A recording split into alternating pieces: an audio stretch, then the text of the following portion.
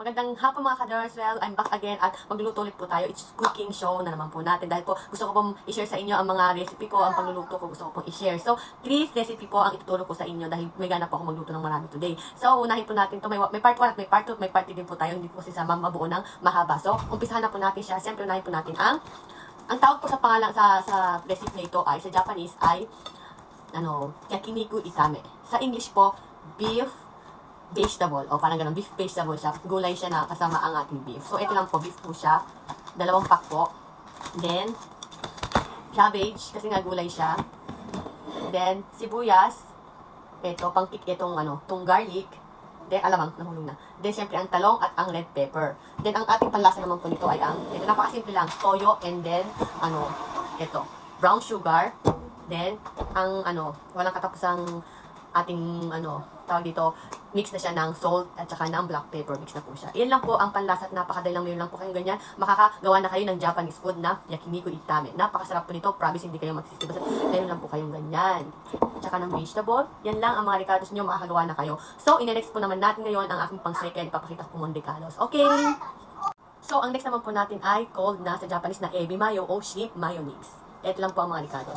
Ito po, nabalatan ko na po siya, naalis ko na alam niyo yung dito sa yung parang ugat niya, kasi ito, mabaho po talaga to. Kailangan po itong linisin. So, 20 pieces po yan, malalaki po siya. Okay, so, nag-prepare na rin po ako ng flour tsaka ng egg, hinalo-halo ko na kasi ang unahin natin yan, para natin siyang gagawin, itetempura natin siya muna. So, ang ricados niya naman po ay, na nga, napaka-easy lang. Medyo matabaho nga lang siya. Siyempre, ang ating ketchup na paubos na, ang ating mayonnaise, at siyempre, lagyan natin ng konting kick ang, chili sauce. Yun lang po, ito lang po ang ricados. At syempre, ito na pampalasa po ang ating paminta at asin na mix. So, ito po ang pang-second recipe natin. So, una po sa pang-third recipe. So, ang pang-3 recipe naman po natin ay soup, Japanese soup. Ito po, napakadali lang ito. Dahil tingin ko, nagawa ko na ito dati ha. Pero ulitin ko ulit. Egg lang po ang kailangan natin. Then, syempre, itong gulay na ito, hiwain natin itong maliliit. Tapos, napakasimple lang talaga. Egg soup kasi siya. So, kailangan natin ng sesame oil. At syempre, ang nor cubes na powder. Ito, hindi na rin natin ito. Syempre, kasama na rin po. Hindi lang pakita ang salt, tsaka ajinomoto. Yun lang po. At tsaka ng black pepper. Makagawa na kayo ng egg soup. So, alam ko, kahit saan dito sa atin, mayroong lutong ganito, hindi lang dito sa Japan. Dahil tingin ko hindi naman to original dito ang pagluto ng egg soup. So, ipapakita ko lang. Dahil kung malamig ang panahon sa atin, napakasarap po talaga niyang promise. So, go na po tayo. Tingnan niyo po ang aking pagluto sa part 1, part 2. At pakitin na lang din po sa aking page. Dahil baka andun ang top, part 1 ko. So, go na! Thank you for watching! So, dahil mainit na po ang ating mantika, ilagay na po natin ang bawang. Yan. Hintayin po natin siya maging brown. At pag ganyan na po ang kulay niya at nag-brown na po siya, hanguin po natin siya. So, next na po natin ilagay ang ating beef, sliced beef. Yan po. Then, haluin. So, habang siya ito nalilito, ilagay na po natin ang sibuyas. At haluin po ulit. Mix lang natin siya. So, nalito na rin po ang talong. Yan.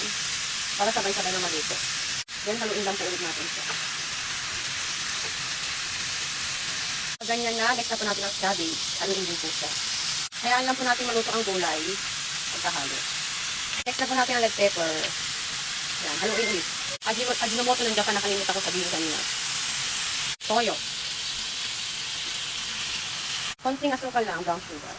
Saka shoko-shoko, paminta at asin. Tikman natin siya, guys. Pop! Mabe. Ito po ay pang toppings sa ibabaw. Lagyan natin dyan ang bawang. Super sarap po nito, promise. Wala, ganun lang po kadali. Thanks for watching sa ating yakiniku itame or beef vegetable. Thanks for watching. Recipe naman po natin ang shrimp mayonnaise or ang ebi mayo. Saan po natin i-dip sa flour?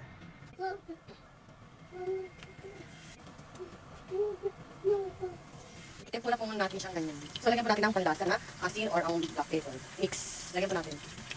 Palitanin natin. Para clear. Para clear by the red. Ayan. Pa-brown po muna natin sa bago natin hangulin. Yun po natin dapat na next po yan. Dahil hindi naman kasya dito. Diba? Dahil pinag-brown na siya, pwede naman natin siyang hangulin. Yung naman dito. Lagyan natin dyan. So, continue lang po tayo sa next. Pilito lang po natin siya. Dito. So, yan na po ang next natin. Kasi 20 pieces siya. Po din natin siya again. Maganda na pagka-brown niya. Lagyan natin. Ako ina-fold natin ang second batch.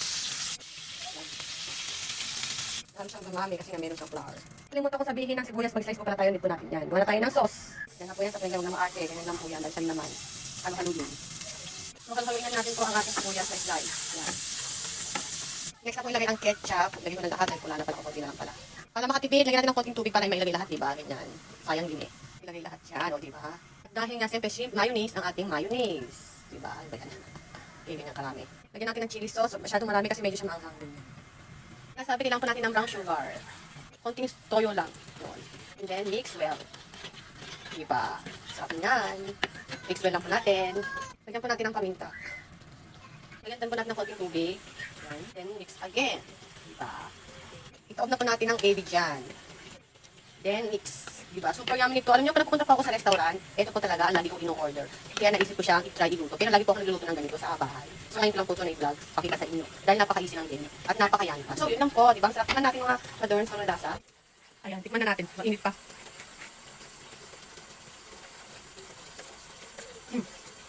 Ang laki kasi. Perfect. Perfect talaga. Super sarap. Mga sa inyo mga ka-jars, gawin nyo na po dahil napakasarap po. Medyo expensive lang siya, pero kung sino gumawa ng ganito, nasa inyo po yun. Gusto makain ng ganyang luto, diba? Mga 2 recipe na tayo. Next na po natin ang egg soup. Sige.